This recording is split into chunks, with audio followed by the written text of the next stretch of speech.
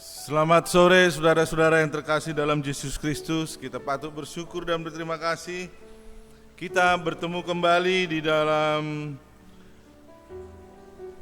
pelajaran sekolah sahabat di dalam satu minggu ke depan ini. Memang kita telah mengalami satu peristiwa-peristiwa dalam kehidupan kita. Mungkin kita lelah di dalam pekerjaan, mungkin juga ada masalah-masalah di dalam pekerjaan kita maupun di dalam rumah tangga kita, tetapi kita jangan lupa kita selalu datang kepada Tuhan untuk menyampaikan keluh kesah kita dan merenungkan firman Tuhan sebagaimana yang terdapat di dalam pelajaran sekolah sahabat. Untuk satu minggu ini memang pelajaran kita adalah berjudul turun-temurun untuk selama-lamanya.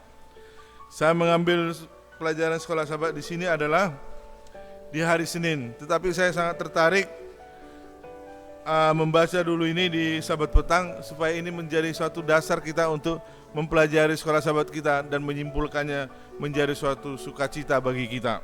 Sebelumnya kita berdoa dulu untuk mengundang Roh Kudus hadir di tengah-tengah kita. Kita berdoa. Bapa di surga, kami patut bersyukur dan berterima kasih karena kasih karunia yang Tuhan anugerahkan bagi kami melalui Putra-Mu yang terkasih Yesus Kristus dan urap Roh Kudus menjadi suatu kepujian dan kemuliaan bagi nama-Mu Bapa di sepanjang hari kerja kami sampai tiba di petang hari ini dengan tidak kurang suatu apapun.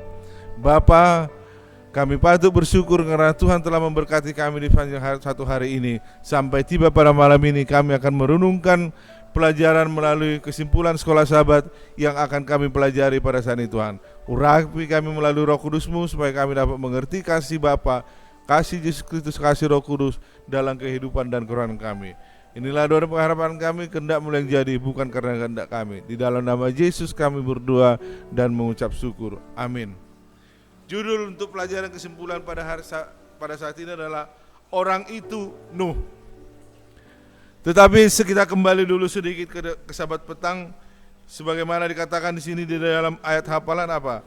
Tetapi Nuh mendapat kasih karunia di mata Tuhan yang terdapat di dalam Kejadian 6 ayat 8. Dan cerita di sini sangat bagus sekali bagaimana sebuah bakteri, organisme tumbuhan yang terlalu kecil yang tidak bisa kita lihat dengan mata telanjang kita.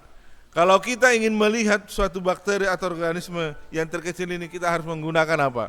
Sebuah teleskop atau sebuah alat untuk apa? Dan dibesarkan sebesar 1000 kali. Tetapi kalau kita memperhatikan bakteri ini, kalau dengan makanan yang cukup dan juga sinar matahari yang cukup, bakteri ini dapat berkembang 18.000 bakteri baru dalam waktu 24 jam. Apa hubungan bakteri ini dengan apa? Pelajaran kita atau pelajaran sekolah sahabat kita pada saat ini. Fenomena mikroskopik dalam dunia alam ini menggambarkan pertumbuhan kejahatan yang sangat cepat setelah kejahatan. Jadi fenomena yang ada melalui bakteri ini, inilah terjadi di dalam dunia kita pada saat ini. Dikatakan di sini apa? Fenomena mikroskopik dalam dunia alam ini menggambarkan pertumbuhan kejahatan yang sangat cepat setelah kejatuhan. Dikarunia dengan kemampuan intelek yang besar, kesehatan yang kuat dan umur panjang, bangsa yang kuat ini melupakan Tuhan dan menyalahgunakan kekuatan mereka yang langka itu untuk kesalahan dalam segala bentuk. Setelah kejatuhan Adam dan Hawa, setelah kejatuhan manusia pertama Adam dan Hawa ke dalam dosa, memang keturunan-keturunannya selanjutnya pada saat itu mempunyai suatu umur yang sangat panjang. Umur panjang, intelektual yang tinggi dan juga kesehatan yang sempurna sehingga membuat mereka lupa kepada Tuhan dan jatuh ke dalam kejahatan.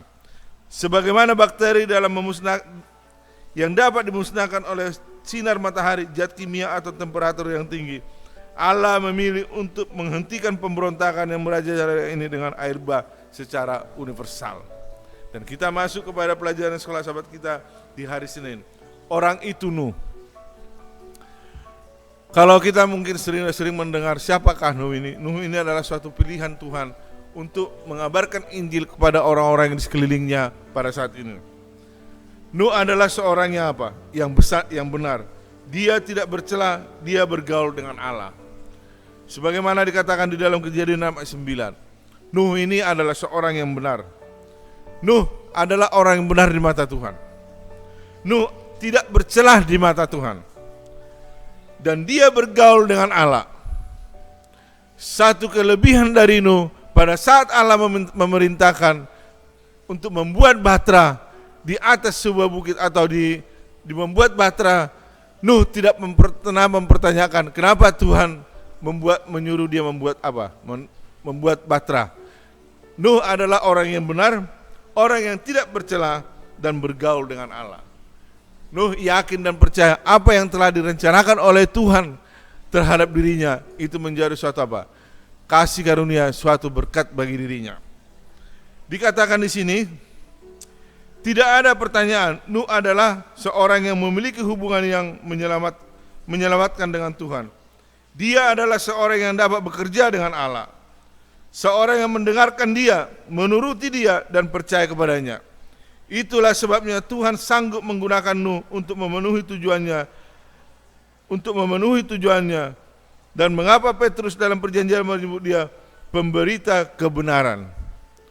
Jadi pada saat itu di sekeliling keluarga Nuh atau masyarakat yang mengelilingi kejahatan itu sangat berkembang dengan apa? Nuh sebelum dia apa? Pada saat dia membangun bahtera itu, dia juga mengabarkan Injil kepada orang-orang yang di sekitarnya. Dia juga memberitakan Injil kepada apa? Kepada orang-orang di sekitarnya. Tetapi tidak ada satupun apa? Yang mendengarkan dia. Malah mentertawakan Nuh. Kenapa membangun apa? Bahtera di apa? Di atas bukit. Ini suatu tanda apa? Membuat lelucon bagi mereka. Mereka tidak peduli apa yang dikatakan oleh Nuh. Dan Nuh memberitakan pengabaran itu dengan berapi-api. Dan dia tidak putus asa sampai apa? Bahtera itu selesai. Dikatakan di sini, kata kasih karunia di sini untuk pertama kali muncul dalam kitab suci dan jelas memiliki arti yang sama seperti dalam ayat-ayat perjanjian baru di mana Allah penyayang yang menunjukkan kebaikan kepada orang-orang berdosa yang tidak layak menerimanya. Kata kasih karunia. Kalau kita baca itu apa? Di dalam Kejadian 6 ayat 8, tetapi Nuh mendapat kasih karunia. Itulah awal kata kasih karunia muncul di dalam perjanjian lama. Dan itu semakin dipertajam lagi di dalam perjanjian baru. Dan itu menjadi suatu berkat bagi kita. Karena keselamatan kita adalah berdasarkan apa? Iman, penurutan, dan karena kasih karunia. Jadi kita perlu mengerti bahwa meskipun Nuh tidak bercela dan benar, dia tetap seorang berdosa yang membutuhkan suatu kebaikan kepada yang tidak layak menerima dari Allahnya. Dalam pengertian itu, Nuh tidak berbeda dengan yang antara kita yang berusaha dengan sungguh-sungguh untuk mengikuti Tuhan. Walaupun Nuh ini adalah seorang yang benar, tidak bercela dan bergaul dengan Allah, tetapi kita jangan lupa bahwa Nuh itu adalah juga seorang yang berdosa. Karena sudah mulai dari awal kita adalah manusia yang berdosa. Tetapi walaupun kita manusia yang berdosa, Tuhan telah apa? Mengutus anaknya yang tunggal untuk apa? Menyelamatkan kita dari lumpur dosa kita melalui pengorbanannya di kayu salib, melalui kematiannya dan kebangkitannya, sehingga kita dapat merasakan kasih karunia itu menjadi suatu hal yang terindah dalam kehidupan dan kerohanian kita. Memahami bahwa Nuh membutuhkan kasih karunia Allah sebagaimana kita semuanya. Lihatlah kehidupan kita sendiri dan tanyakan pada diri sendiri pertanyaan ini. Bisakah hal ini dikatakan untuk kita bahwa sebagaimana Nuh benar tidak bercela agar supaya kita bergaul dengan Allah? Apakah itu bisa kita dapatkan sebagaimana Nuh?